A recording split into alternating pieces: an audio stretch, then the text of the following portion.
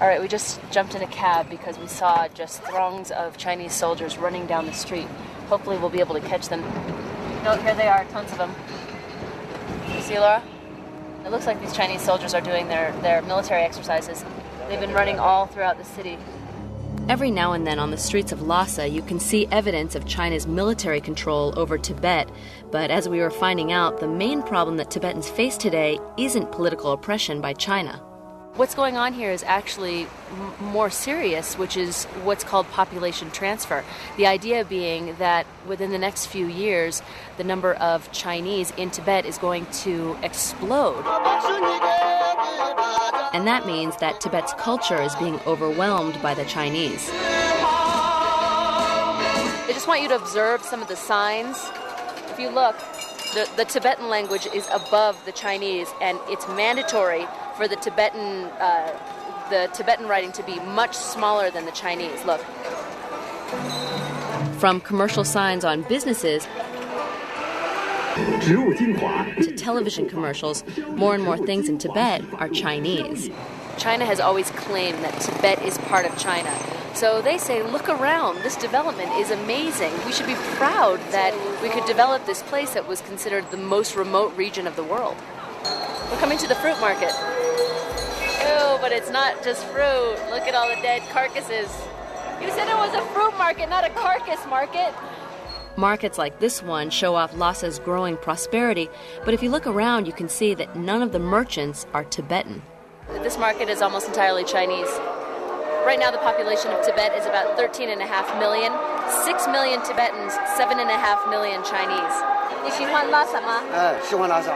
为什么你喜欢？这个嘛，就是除了打工嘛，就是说。I asked that guy from Sichuan province in China whether he likes it here, and he said yes, a lot, because the money is good and the business is good. A lot of Chinese from the mainland flock to Tibet because they're offered a lot of incentives. The weather's nice, it's beautiful, it's not as crowded as a lot of the big cities. Well, everyone here really seems to like it. Well, not everyone. The influx of Chinese is making Tibet more prosperous, but it can also be tough for Tibetans to take part in the prosperity. An hour out of Lhasa, these Tibetan villagers were bringing in the harvest. To make friends with the kids, I started handing out pens. They're calling every kid in the village to come get a pen.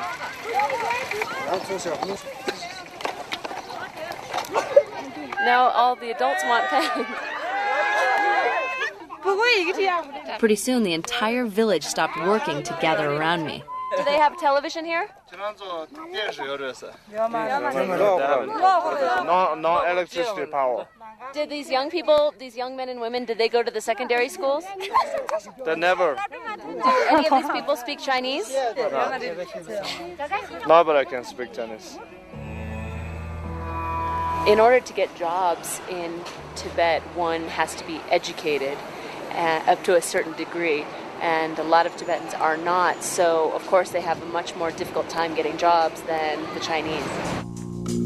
And Tibetans like these boys I met in Nepal say they left Tibet in search of greater opportunities. If you had stayed, what would have happened? If he continues to stay back, the education they will be receiving is not standard. It's a very low, inferior standard of education. As the rest of China grows dramatically, the Chinese government is determined to develop Tibet as well. Already, the Chinese outnumber Tibetans in Tibet, and right now they're constructing a railroad from mainland China, and it's supposed to end in this area here in Lhasa.